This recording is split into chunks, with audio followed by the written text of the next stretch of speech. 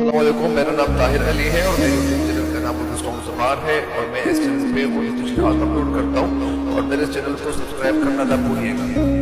बिस्मिल्लाहिर्रहमानिर्रहीम। अस्सलाम वालेकुम डियर स्टूडेंट्स, उम्मीद है आप लोग ठीक होंगे और आप लोगों की ज़िंदगी खुशियों के साथ गुजरी होगी। तो आप लोगों को लिए चलता हूँ अगले मुसल्लस की तरफ। अगले मुसल्लस क्या है? सौम कर मनसबे आदमियत मुझे, तूने बख्शी है अपनी खिलाफत मुझे, शौक़े सजदा भी कर अब इनायत मुझे। सौम कर, सौम करना यानी अता करना, दे देना। मनसब हैसियत को कहते हैं, रुतबे को कहते हैं, ओहदे को कहते हैं। आदमियत मुझे, आदमियत यानी जिनके अंदर आदमियत हो।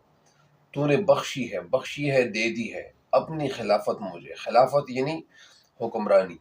शौक़े सजदा भी कर, और सजदे की शौक अता कर अब इनायत मुझे, यानी अब इनायत करे, यानी अब सजदे की जो शौक है या जो सजदे की तौफीक है ये भी इनायत कर, ये भी अता कर।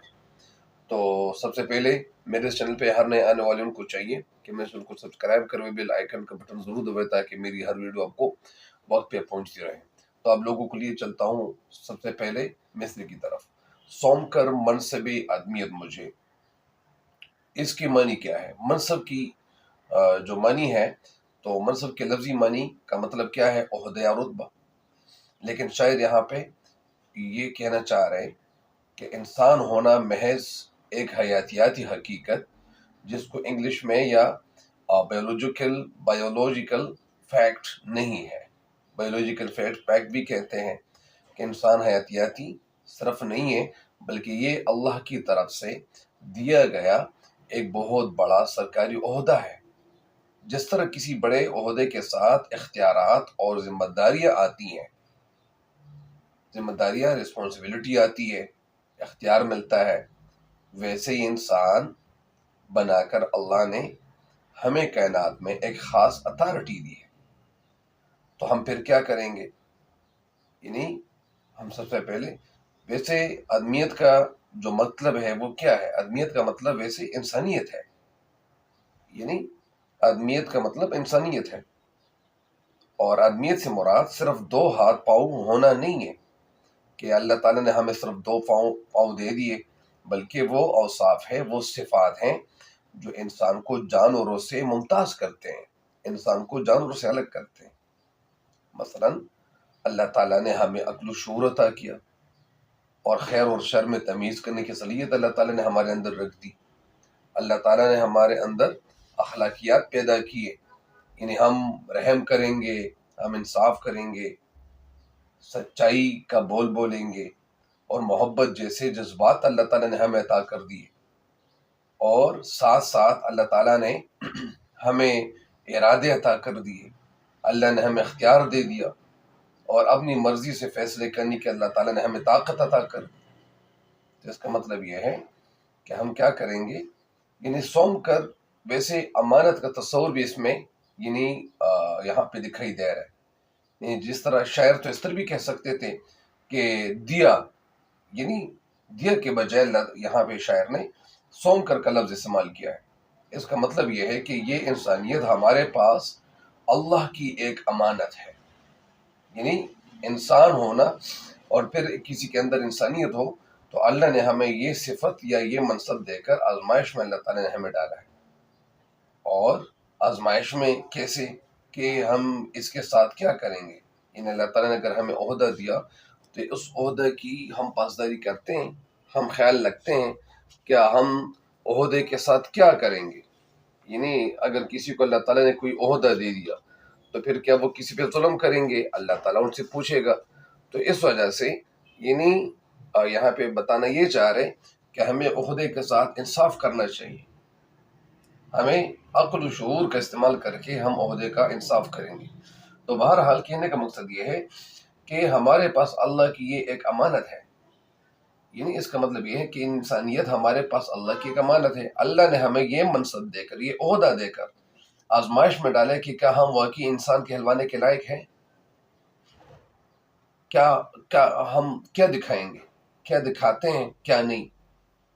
کہ ہم کچھ کرنے کے قابل ہیں، اور مقصد تخلیق اس میں ہمیں کیا ہے. مطلب اس مصرے میں یعنی اس قرآن کے تصور کی جھلک بھی ہے کہ اللہ نے انسان کو ایک خاص مقصد کے لیے پیدا کیا، اور یہ مصرع یعنی اس احساس کو، اس فخر کو، اس جذبے کو ابھارتا ہے کہ کائنات کی اتنی بڑی وسعت میں اللہ نے مجھے اس قابل سمجھا کہ مجھے آدمیت کا تاج پہنا، مجھے آدمی کہا گیا.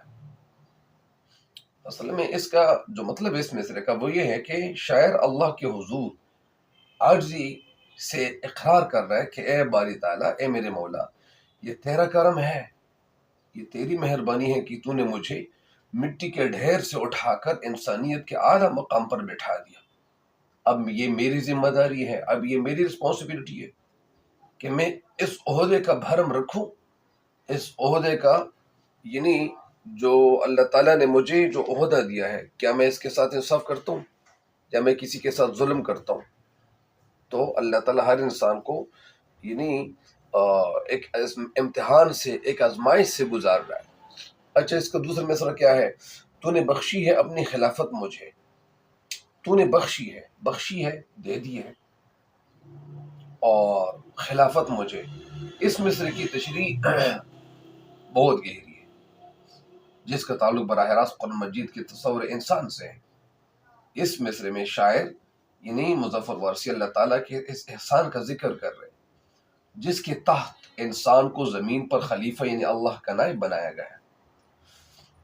یعنی اہم نکات اس میں کیا ہے کہ جس طرح ایک قرآنی حوالہ ہے، یہ مصرع سورہ البقرہ کی آیت 30 کی طرف اشارہ ہے، جس میں اللہ نے فرشتوں سے فرمایا میں زمین میں اپنا ایک خلیفہ بنانے والا ہوں، میں زمین میں اپنا ایک خلیفہ بنانے والا ہوں.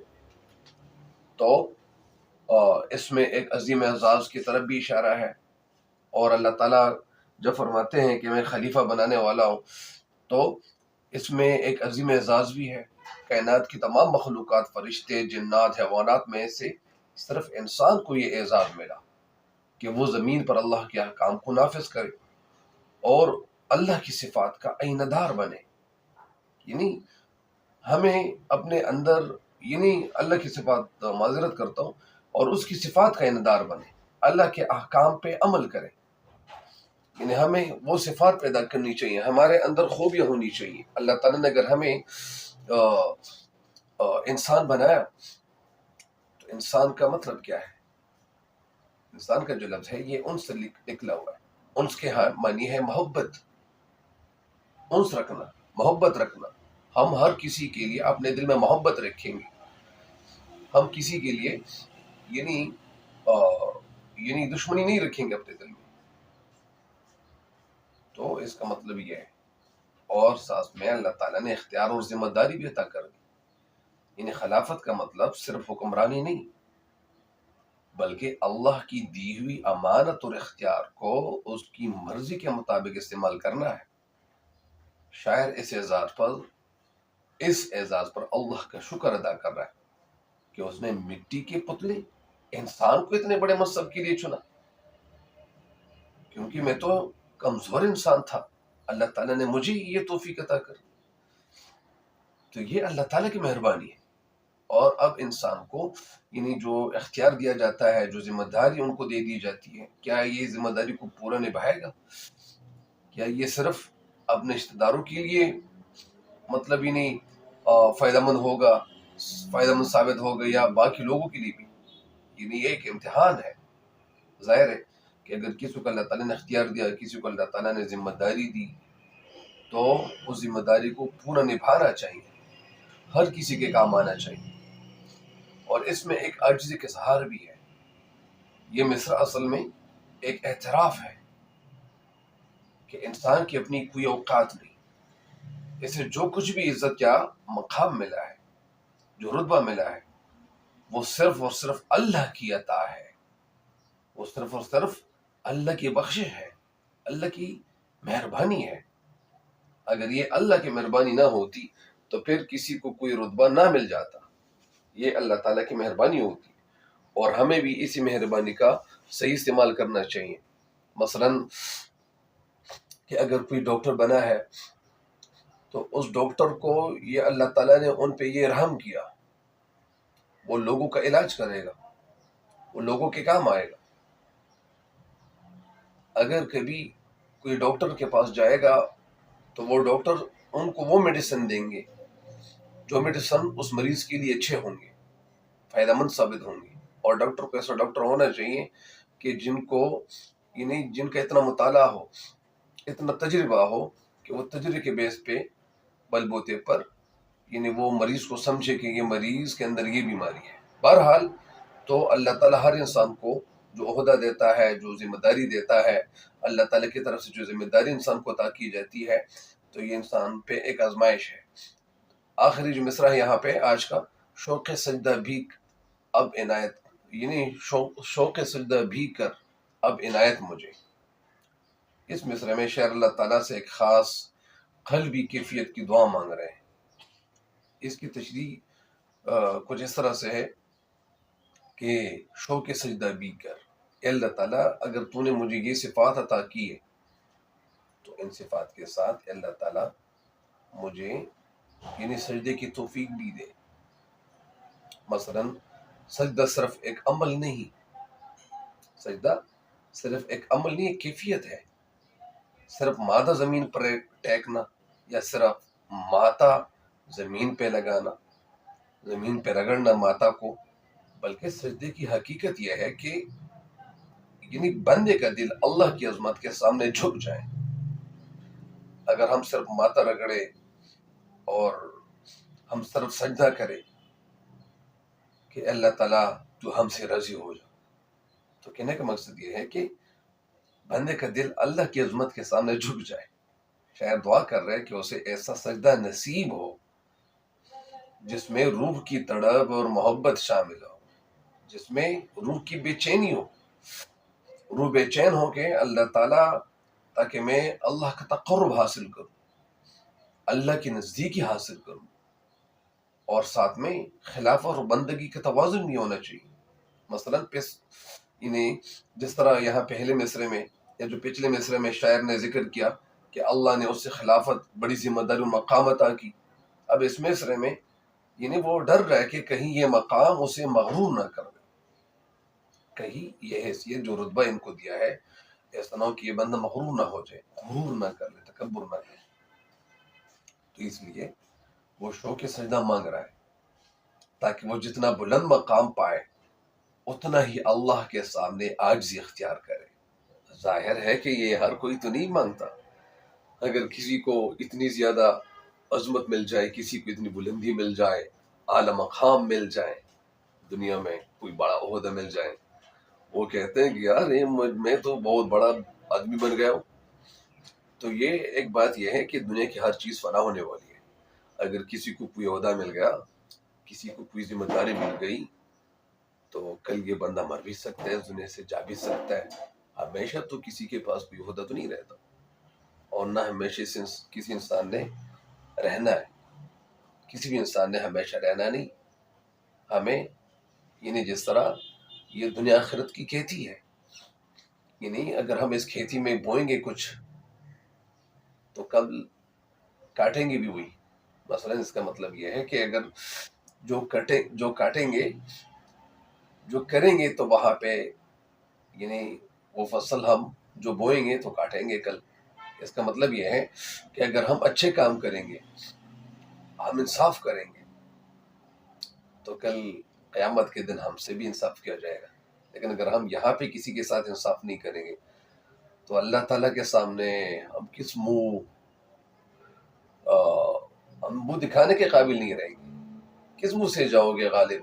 جس طرح شعر کہتے ہیں کہ کعبے کس منہ سے جاؤ گے غالب، شرم تم کو مگر نہیں آتی. تو مطلب یہ ہے کہ ہمیں انصاف کا اللہ تعالیٰ کیا بنائے کہ ہمارے اندر دلوں میں انصاف پیدا ہو. تو اسی وجہ سے شاعر یہاں پہ یہ کہہ رہا ہے کہ اللہ تعالیٰ اگر مجھے عہدہ دیا گیا، ایسا نہ ہو کہ میں بہت بڑا آدمی خود کو تصور نہ کر لوں. تو اس میں عاجزی بھی دکھائی دے رہی ہے، اور اس میں عبادت میں لذت کی طلب بھی ہے. یعنی ظاہر ہے کہ بہت سے لوگ عادت کے طور پر نماز پڑھتے ہیں. دنیا میں تو مختلف قسم کے لوگ نماز پڑھتے ہیں، عادت کے طور پہ بھی نماز پڑھتے ہیں، لیکن شوق سجدے کا مطلب وہ لذت اور وہ سرور ہے. لیکن انہوں نے یہ بات تو نہیں کی، انہوں نے شوق سجدہ کا مطلب وہ لذت اور سرور انہوں نے لیا ہے کہ جو انسان کو اللہ کے قریب کر دے. شاعر یہ کہنا چاہتے ہیں کہ سجدہ اس پر بوجھ نہ ہو، اس پہ برڈن نہ بنے. جس طرح علامہ اقبال رحمۃ اللہ کا ایک شعر ہے کہ وہ ایک سجدہ جسے تو گرا سمجھتا ہے، ہزار سجدوں سے دیتا ہے آدمی کو نجات. وہ ایک سجدہ، یعنی وہ ایک سجدہ جسے تو گرا سمجھتا، گرا بھاری، یعنی جوانی کا ایک سجدہ اور بڑھاپے کے 1000 سجدے برابر ہے. 1000 سجدوں سے دیتا ہے آدمی کو نجات، تو 1000 سجدوں سے پھر انسان کو نجات ملے گی، انسان کو خلاصی ملے گی. تو کہنے کا مقصد یہ ہے کہ یہاں پہ سجدہ ایسا ہو کہ بوجھ نہ بنے، بلکہ اس کی دلی خواہش اور شوق بن جائے، یعنی سجدہ ان کا شوق بن جائے. اور اس میں توفیق الہی کا اعتراف بھی ہے کہ اس مصرے میں یا اس مصرے سے ہمیں یہ سبق نہیں ملتا ہے کہ انسان اپنی محبت سے اور انسان ہمت سے اللہ کو سجدہ نہیں کر سکتا. انسان یعنی ہمت سے سجدہ نہیں کر سکتا، اللہ کو سجدہ نہیں کر سکتا جب تک اللہ اسے اس کی عنایت توفیق نہ دے. گویا شاعر اپنی بے بسی کا اظہار کر رہے ہیں کہ اللہ سجدہ کرنے کی توفیق یا اللہ سجدہ کرنے کی تڑپ بھی تیرے ہی دینے سے ملے گی. مطلب اس کا یہ ہے، اس کا خلاصہ یہ ہے کہ یہ اس مصرے میں عاجزی اور محبت الہی کا نچوڑ ہے، جہاں بندہ اپنی خلافت پر فخر کرنے کے بجائے اللہ کے حضور ہمیشہ کی بندگی اور جھک جانے کی دعا مانگتا ہے کہ اللہ تعالیٰ اگر مجھے تو یہ سب کچھ دے تو ساتھ میں عاجزی بھی دے. تو بہرحال عاجزی بھی انسان کے اندر ہونی چاہیے. تو مجھ امید ہے کہ انشاءاللہ آپ اس شعر کی تشریح سے بلکہ اس مثلث کی تشریح سے فائدہ ضرور اٹھائیں گے. اور مجھے بھی خصوص دعا میں یاد رکھیے گا. اللہ تعالیٰ ہم سب کا حامی ناصر ہو. جتنے بھی انسان بیمار ہے جہاں پہ بھی ہے، اللہ تعالیٰ ان سب کو شفا کاملہ جل تعالیٰ شفا کاملہ جل مستعمرہ دائمہ عطا فرمائے. اور مجھے بھی خصوص دعا میں یاد رکھیے گا. تب تک کے لیے مجھے دیجیے گا اجازت. اللہ نگہبان.